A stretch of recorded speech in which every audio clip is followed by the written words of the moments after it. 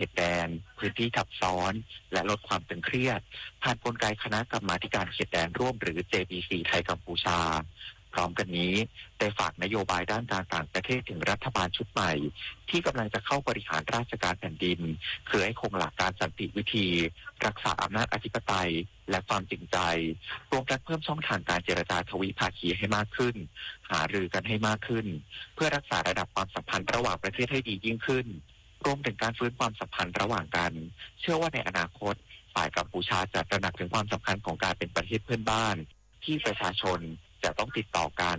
และเป้าหมายที่สำคัญที่สุดคือการแก้ปัญหาร่วมกันอย่างเป็นเสร็จเด็ดขาดเพื่อไม่ให้เหลือความขัดแย้งระหว่างกันปริญญวิทย์เปี่ยมสมบูรณ์รายงานกรมอุตุนิยมวิทยาแจ้งเตือนประชาชนระวังอันตรายจากฝนตกหนักในช่วงนี้อาจเกิดน้ำท่วมฉับพลันและน้ำป่าไหลหลากนางสาวสุกัญญานียวินชาญอธิบดีกรมอุตุนิยมวิทยาเปิดเผยว่ากรมอุตุนิยมวิทยาพยากรณ์อากาศช่วงนี้ประเทศไทยมีฝนตกหนักบางแห่งโดยมีฝนตกหนักมากบางพื้นที่ในภาคตะวันออกบริเวณจังหวัดระยองจันทบุรีและตราดขอให้ประชาชนในบริเวณดังกล่าวระวังอันตรายจากฝนตกหนักถึงหนักมากและฝนที่ตกสะสมซึ่งอาจทำให้เกิดน้ำท่วมขังหรือน้ำรอการระบายโดยเฉพาะในเขตชุมชนเมืองเช่นกรุงเทพมหานครและปริมณฑลรวมทั้งอาจเกิดน้ำท่วมฉับพลันและน้ำป่าไหลหลากโดยเฉพาะพื้นที่ลาดเชิงเขาใกล้ทางน้ำไหลผ่านและพื้นที่ลุ่มเนื่องจากร่องมรสุมพาดผ่านภาคเหนือและภาคตะวันออกเฉียงเหนือตอนบนประกอบกับมรสุมตะวันตกเฉียงใต้กำลังปานกลางยังคงพัดปกคลุมทะเลอันดามันภาคใต้และอ่าวไทยสำหรับคลื่นลมบริเวณทะเลอันดามันตอนบนมีกำลังปานกลางโดยมีคลื่นสูงประมาณ2 เมตรบริเวณที่มีฝนฟ้าคะนองคลื่นสูงมากกว่า2 เมตรส่วนทะเลอันดามันตอนล่างและอ่าวไทยตอนบนมีคลื่นสูง 1-2 เมตรบริเวณที่มีฝนฟ้าคะนองคลื่นสูงมากกว่า2 เมตรขอให้ชาวเรือเดินเรือด้วยความระมัดระวังและหลีกเลี่ยงการเดินเรือในบริเวณที่มีฝนฟ้าคะนองสำหรับพายุโซนร้อนตาปะขณะนี้ได้อ่อนกำลังลงเป็นหย่อมความกดอากาศต่ำกำลังแรงปกคลุมบริเวณประเทศจีนตอนใต้แล้วตั้งแต่เมื่อคืนที่ผ่านมาโดยไม่ส่งผลกระทบโดยตรงต่อลักษณะอากาศของประเทศไทยอย่างไรก็ตามขอให้ผู้ที่จะเดินทางไปบริเวณประเทศจีนตอนใต้ตรวจสอบสภาพอากาศก่อนออกเดินทางไว้ด้วยกรมชลประทานเร่งระบายน้ำในพื้นที่เสี่ยงจังหวัดอุบลราชธานีเพื่อป้องกันและลดผลกระทบอุทกภัย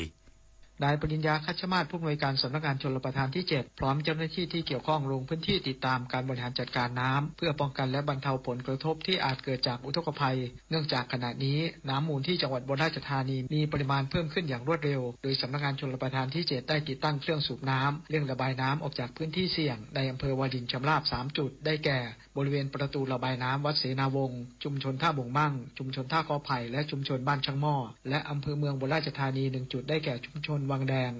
อย่างไรก็ตามสถานการณ์น้ำมูลบริเวณสถานีวัดน้ำ M7 สะพานเสรีประชาธิปไตยอำเภอเมืองอุบลราชธานียังอยู่ในเกณฑ์ปกติแม่น้ำโขงที่อำเภอโขงเจียมมีแนวโน้มลดลงต่อเนื่องทำให้น้ำในแม่น้ำมูลยังสามารถไหลลงสู่แม่น้ำโขงได้อย่างมีประสิทธิภาพซึ่งกรมชลประทานโดยสำนักงานชลประทานที่ 7พร้อมเดินหน้าบริหารจัดการน้ำให้เป็นไปอย่างมีประสิทธิภาพและเพื่อให้เกิดประโยชน์สูงสุดแก่พี่น้องประชาชนในพื้นที่ต่อไปกรกฎภูมิสวทอุบลราชธานี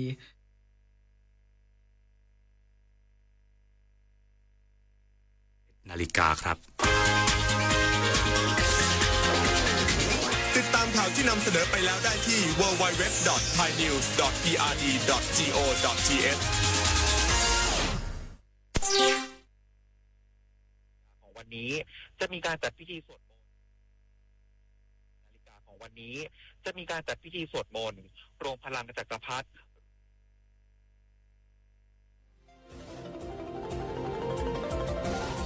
21 นาฬิกาของวันนี้จะมีการจัดพิธีสวดมนต์รวมพลังจักรพรรดิรวมใจพรรค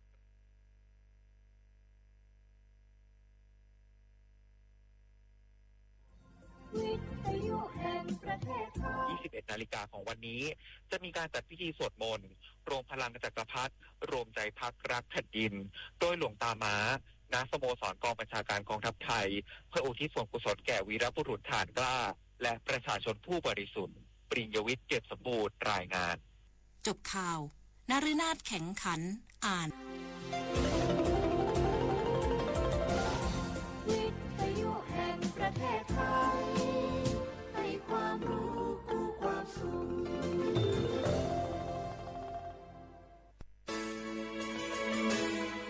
ถานีวิทยุกระจายเสียงแห่งประเทศไทยจังหวัดเชียงใหม่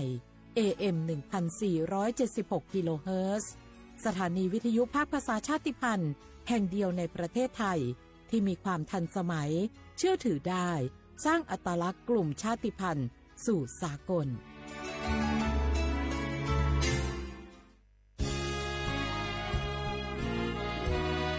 พระบารมีปกเกล้าเพื่อปวงชนชาวไทย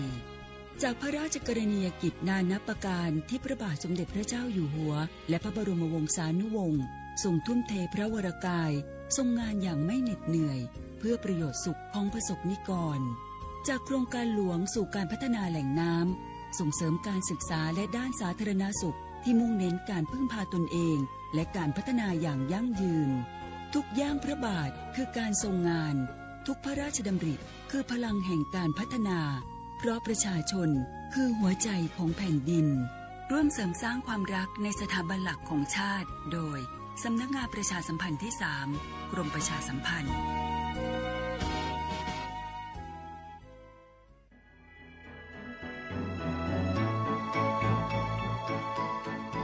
การปกครองระบอบประชาธิปไตยจะมีความมั่นคงก้าวหน้าเพียงใดขึ้นอยู่กับการที่ประชาชนในชาติรู้จักสิทธิ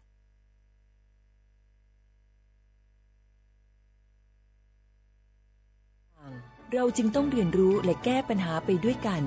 ด้วยความสามัคคีปรองดองของคนไทยทั้งชาติเพื่อก้าวสู่ประชาธิปไตยที่มั่นคงรู้สิทธิรู้หน้าที่ตามวิถีประชาธิปไตย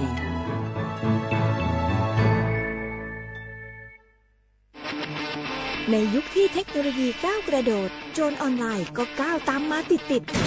สื่อออนไลน์เปรียบเสมือนแหล่งข้อมูลชั้นดีของโจรออนไลน์เราควรใช้สื่อออนไลน์ด้วยความระมัดระวังและป้องกันตัวเองจากโจรออนไลน์ด้วยคาถา3อย่า 1. อย่าโหลดแอปจากแหล่งอื่นๆที่ไม่ใช่ App Store หรือ Play Store 2. อย่าแอดไลน์คนที่ไม่รู้จักหรืออ้างเป็นเจ้าหน้าที่หรือหน่วยงานต่างๆไม่ว่าจะเป็นจากรัฐหรือเอกชนและ 3. อย่าสแกนใบหน้าหรือให้ข้อมูลส่วนตัวในแอปที่ไม่รู้จักเด็ดขาดที่สำคัญควรท่องให้ขึ้นใจว่าธนาคารจะไม่แนบลิงก์ทุกประเภทผ่าน SMS และอีเมลรวมทั้งไม่ส่งลิงก์ขอข้อมูลสำคัญผ่านช่องทางโซเชียลมีเดียยกเว้นกรณีลูกค้าร้องขอด้วยตัวเองเท่านั้นด้วยความปรารถนาดีจากสำนักงานประชาสัมพันธ์ที่ 3 กรมประชาสัมพันธ์ฝนตกหนักน้ำท่วมภัยธรรมชาติที่เราหลีกเลี่ยงไม่ได้แต่เราสามารถเตรียมตัวให้พร้อมเพื่อความปลอดภัยของทุกคนในครอบครัวได้ก่อนน้ำมาเตรียมตัวให้พร้อมเก็บของสำคัญขึ้นที่สูงเช่นเอกสารสำคัญเงินสดและสิ่งของจำเป็นอื่นๆและถ้าหากบ้านอยู่ในพื้นที่เสี่ยงให้ติดตามข่าวสารจากทางราชการอย่างใกล้ชิดเตรียมไฟฉายแบตเตอรี่สำรองวิทยุสื่อสารและยาสามัญประจำบ้านไว้ให้พร้อมและอย่าลืมตรวจสอบเส้นทางอพยพที่ใกล้ที่สุดด้วยขณะเกิดน้ำท่วมอย่าเดินฝ่าน้ำที่ไหลแรงหลีกเลี่ยงการสัมผัสกระแสไฟฟ้าและหากต้องอพยพให้ปฏิบัติตามคำแนะนำของเจ้าหน้าที่อย่างเคร่งครัดเมื่อภัยผ่านพ้นตรวจสอบความเสียหายของบ้านและทำความสะอาดเพื่อป้องกันโรคที่มากับน้ำท่วมเตรียมตัวให้พร้อมก่อนภัยมาถึงเราจึงจะปลอดภัยด้วยความปรารถนาดีจากสำนักงานประชาสัมพันธ์ที่ 3 กรมประชาสัมพันธ์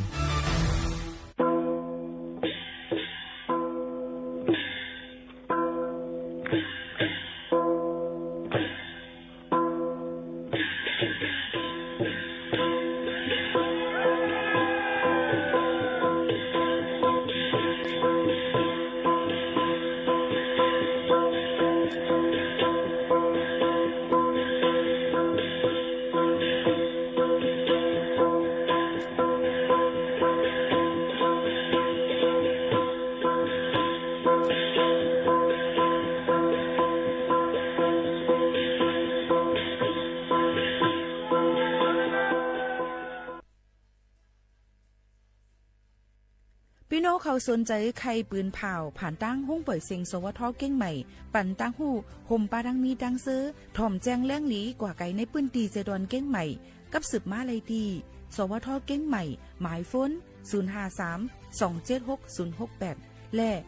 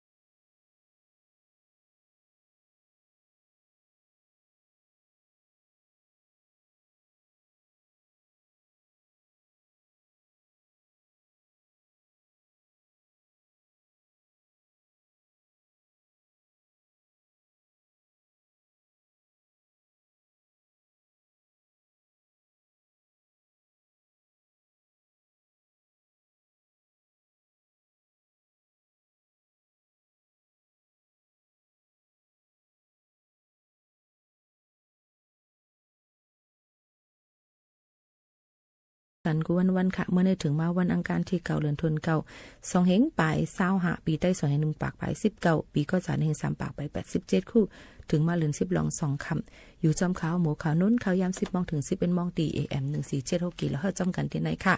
ฮับถอมอยู่ที่เราตั้งไหลฮบทบจอมกันเสปันแห้งใจกันไหล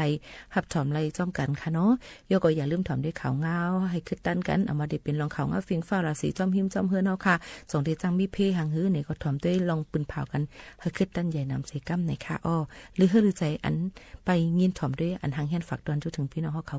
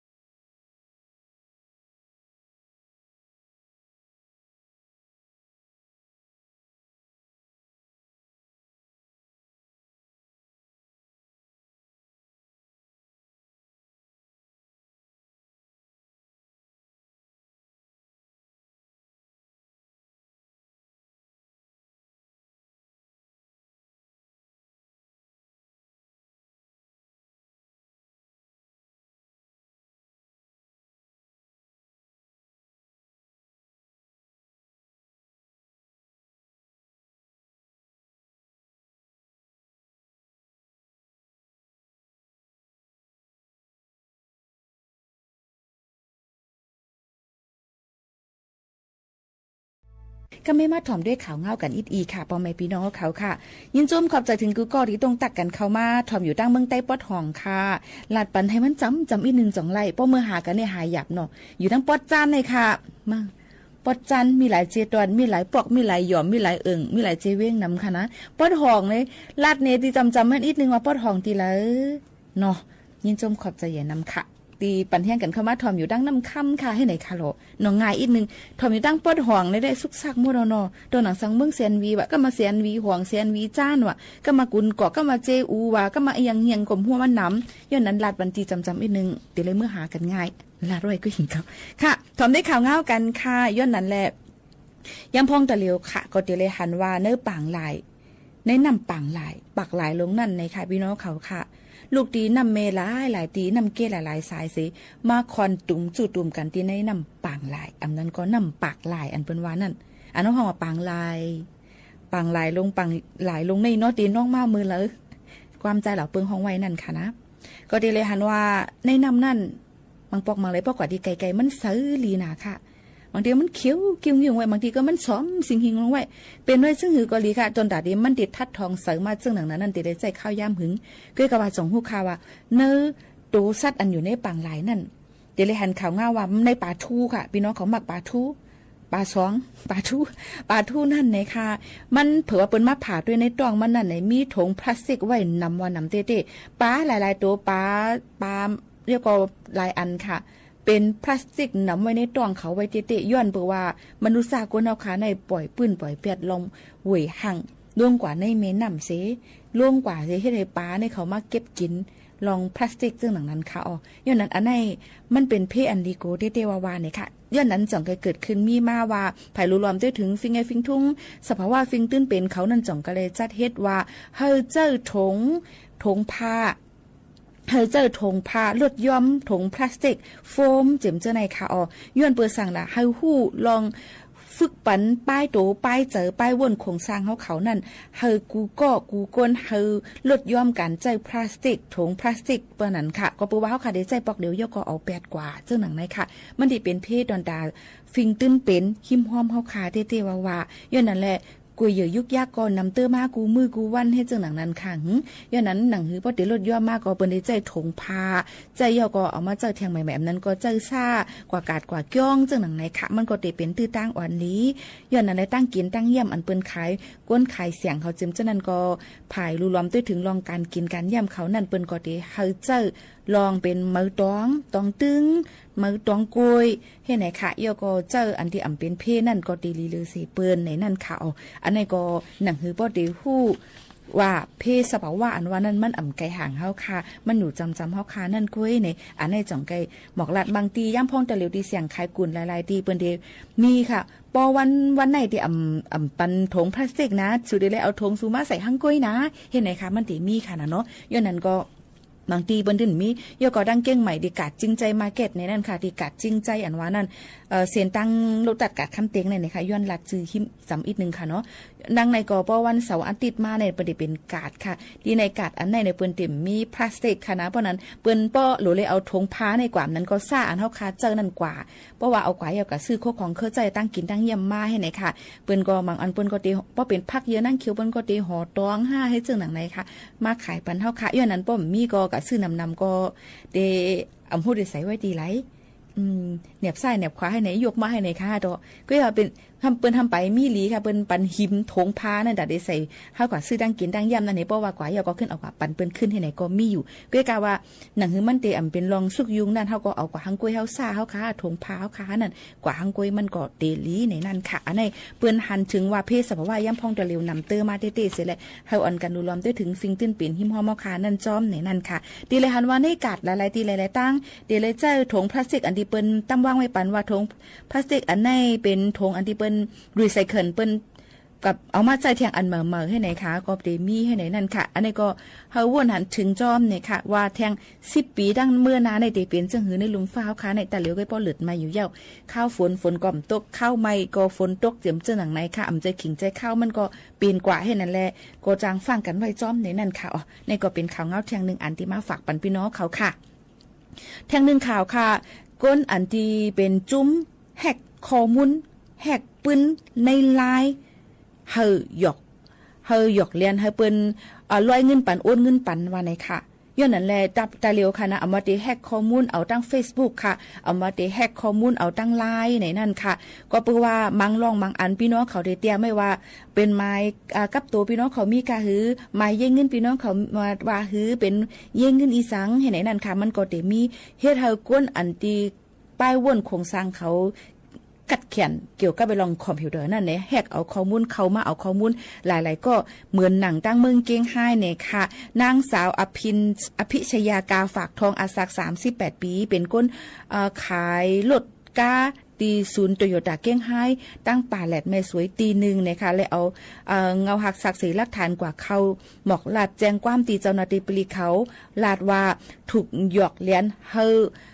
ลอยเงินให้อ้นเงินกว่าเนี่ยค่ะก็ปลอมไล่เป็นก้นอันฮู้จักนั่นสิแลก้อยกาเผยว่าไล่อ้นกว่าที่ก้นอันเปิ้นปลอมไล่นั่นค่ะเนาะแปลว่าเป็นก้นฮู้จักที่เตมันอ่ำใจย้อนนั้นแหละไล่ซุ่มเงินกว่าเป็น13จำกึ่งแสนในนั่นค่ะย้อนนั้นแหละฝากฟังไว้เป็นกันจ้อมยก็ยิ่งหมู่ขาวนนจังกันเลยลาดว่า Facebook ในมีหลายอันน่ะใจอันไหนสูใจอันไหนก็ลาดเฮามาเฮาเดี๋ยวเลยหมดเป็นอันสูงเจอนั่นให้ไหนนั่นขนาดเนาะยก็ไล่ในสูใจอันเลอเนี่ยมันก็ได้มีไล่เป็นลายอันเนี่ยค่ะย้อนนั้นแลลองอันไหนอย่าไปไว้เมามังยก็สังว่าเผอสิอำว่าหมู่เขานุ่นย้อนหิมเงินว่าในก็อำถูกเลยได้เป็นเหมือนนังเจ้าหน้าที่ผู้ใหญ่ก้นหลวงเขาดังห้องบ่อยเสียงเฮาค่ะในกอนยาค่ะนะย้อนหิมเงินกับ 15,000เนี่ยค่ะว่าตั้งไล่ว่าเฮาเป็นก้อนนั้นก้อนในเฮาหลูใจเงิน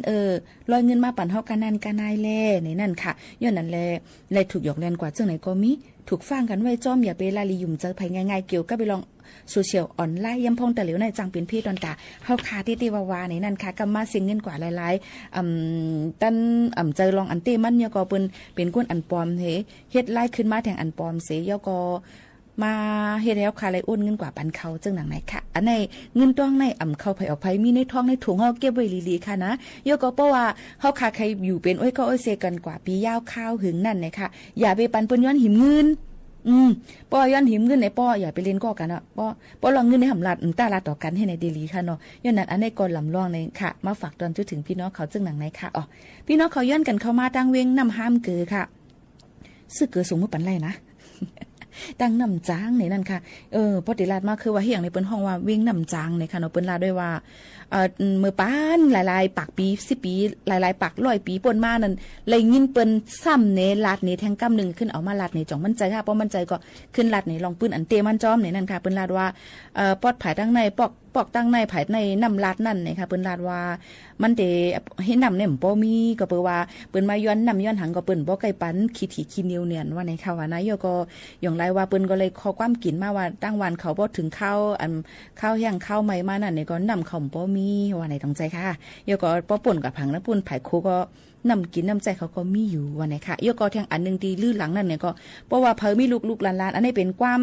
หยุ่มปานมือกูปอกนั่นค่ะเนาะว่าลูกเผอลูกเผออ่ำป้อลาดความป้อไก่ลาดถึงข้าวลาดความอ่ำลาดในนั่นก็เขาก็ดีกว่าย้อนเอาที่น้ำละกะตักเอาน้ำลาดในนั่นค่ะที่ตั้งเม้งน้ำจางนั่นนี่เอากว่าปันลูกเขากินลูกเขาก็เดลาดมาเจิมใจได้ก่อมหู้อันนี้เป็นลองหยุ่มย้ำนั่นด้วยค่ะนะก็เอามาฝากเตือนจุดถึงพี่น้องเขาค่ะเพราะพี่น้องเขาหู้ปื้นอันลีมีลองจึงหือวันเผยเมืองมันมีเมื่อหือเนี่ยก็ตรงตักต่อแต่แค่นี้ปันเฮาคาไรค่ะทำได้เพียงความโหในค่ะบางปอกบางเลยมามันตื้อเดียวเนาะเมื่อไรมันเตะหลาบในเมื่อไรมันเตะตืดเป็ดอันนำลีมันในเนี่ยก้อยกำจังให้ถือก็ตื้อก็หักตื้อเนี่ยค่ะ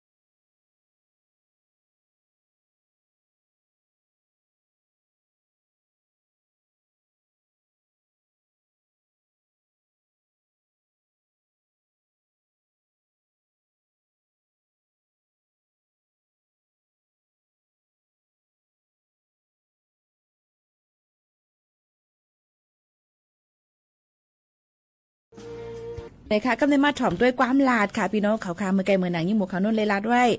ซบก้นในภายเลอมิดเลอฟ้าก่อนค่ะนะห้วยแลกูก็ทั้งหมดทั้งสิ่งความลาดในบางปอกมันจังเฮ็ดให้หมักโคใจก้นเฮาเลยง่ายอ่อนก้อยนำเลือเสลองเฮ็ดสั่งความลาดในเฮ็ดให้ก้นเฮาขานั่นนำเลือเสลองเฮ็ดสั่งค่ะหมัดเจ็บตีโตนั่นยดยา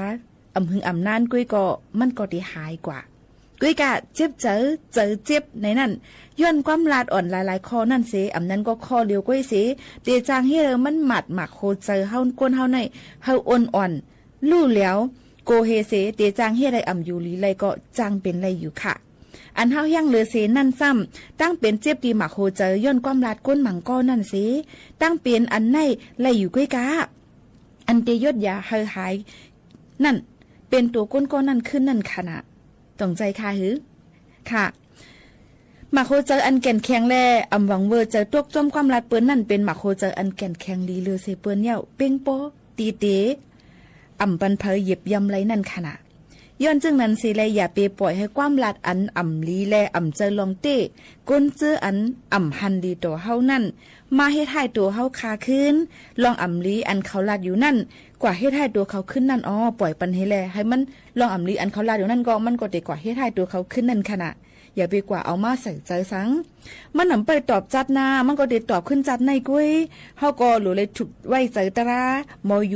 ยู่นิ่มๆเสเฮ็ดบุญพรอันเฮาถูกดีเลยเฮ็ดคึงปองให้สร้างกว่านั่นเฮามันหนีหรือเสเปิ้นก็เลี้ยวในนั่นค่ะในก็เกี่ยวกับลองความลาดค่ะกำในค่ะมาลาดนี่ลองเอาปุ่มหมด2ตัวค่ะพี่น้องเขาค่ะ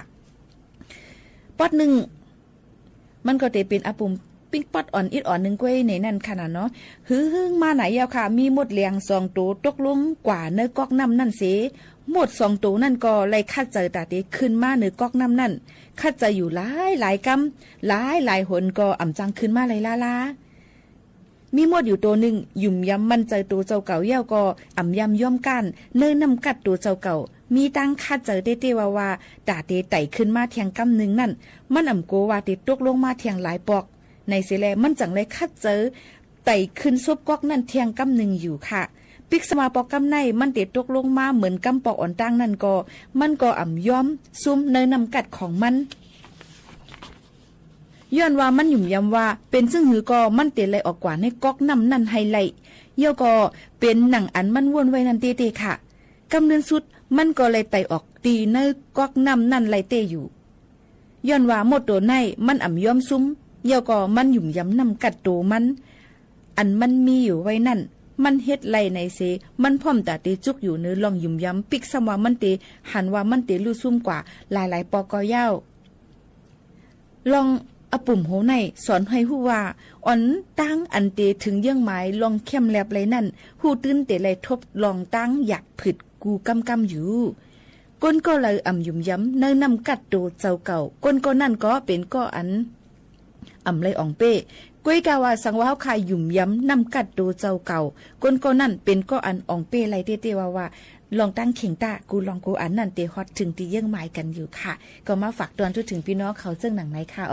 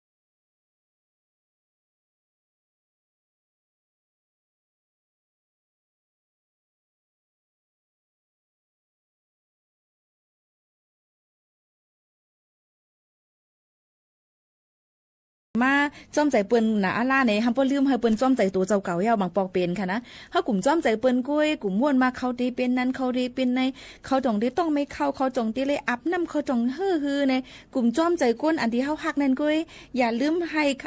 เปิ้นจ้อมใจเฮาพอง1อีก1อีกุ้ยก็จ้อมใจเฮาพองแลในนั่นค่ะมันก็เตเป็นลองในจัดปานในนาเฮือนอ่อนอันม่วนหลีนั่นค่ะน่ะจ้อมใจสู้ๆก็จ้อมใจเฮาเห็นในนั่นค่ะมันก็กลุ่มเหตุการณ์กุ้ยในสนใจจ้อมใจอันว่านั่นมันก็เตหยาบคานเจอว่าจึงหนังในค่ะนี่ก็เป็นแทง1ลองเฮาหมอจ้อมใจกันให้มาอยู่จ้อมกันมันก็เตไลอยู่กว่ายินยาวข้าหึงมันก็ว่าเฮากลุ่มจ้อมใจมันกุ้ยรู้มันย่ำจ้อมใจให้ปอกในก็ใกล้เปลี่ยนในนาเฮือนอันที่แตกย้ายกันก็จังเป็นไรบางปอกมาเฮาเปิ้นจ้อมใจเฮาหนาอันล่าเฮาซ้ำยืนเมียงปันเปิ้นก็ไปทุกแม่นูก่อนดูได้จ้อยแถมกันดูได้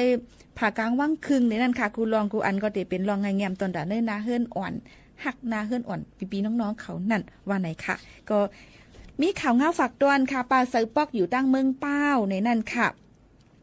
ย้อน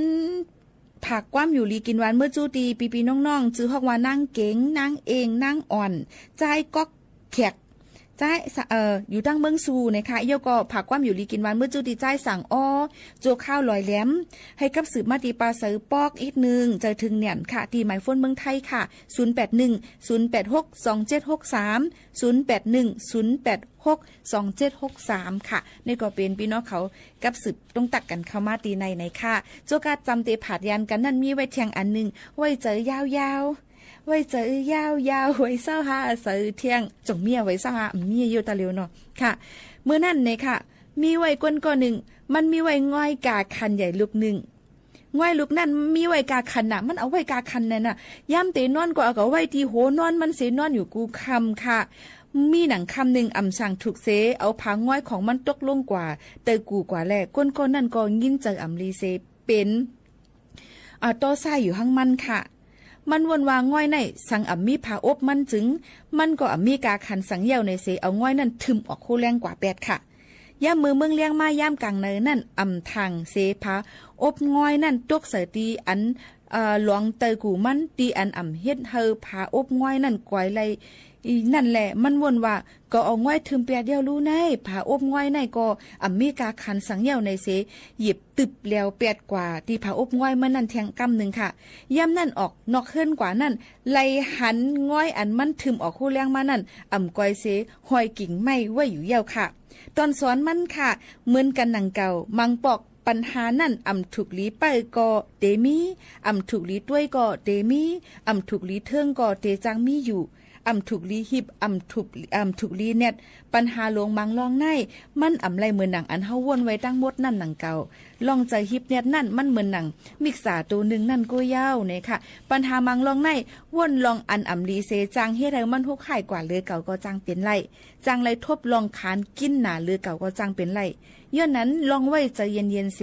วนนั่นก็เป็นป้ายฮูกอันนึงเหมือนกันลองเคยเป็นนั่นสั่งเป็นมาจึงอย่าไปเจอหิบใจเน็ตเสเฮ็ดฮอดลงกว่าลองมังลองในเฮาค่าเจอตานไรก็เย้าสั่งไปถึงข้าวย่ามันจึงมันก็เตไปจังเป็นมาให้ไว้ใจยาวๆเสกำทบตั้งหยับจึงหือกอลีอย่าไปเจอหิบใจเน็ตเสแกลีดกว่าปัญหามังลองในถูกลีแกลิดกำเหลวในเสตาลองเข่งต้ามังลองในมันจามว่าจ่องเฮาเตหมอไว้ใจยาวไรนั่นค่ะหือย่านั้นเฮาไว้ใจยาวๆค่ะลองใจยาวในมันเตเฮ็ดได้ตั้งพิษเสเป็นลองรับลองตาเฮาออกมันอันนึงเหมือนกันค่ะตั้งหมดตั้งเซ็งเอามาฝากเตือนถึงพ่อแม่พี่น้องเขายุ่มยามาได้เป็นตื้อตั้งอันหลีฝากเตือนถึงพี่น้องเขาเสเตย้อนผาดยันพ่อแม่ปีน้องๆนั่นน่ะอ้าวเขาเมื่อกว่าก่อนส่งขึ้นมาโฮมัดทบจ้อมกันแทงเฮยอยู่ลีกินหวานก้างยันเพ่เข็นปันเป็นก็ฮักลึงตึงปันเฮามักมีเงินคำวันขึ้นเฮาหมอป๋องเฮาป่นยันพี่ให้มองเจอกันกูก็กูก้นตั้งมดตั้งเสียงค่ะผาดยันเมื่อก่อนค่ะเหมือสูงค่ะ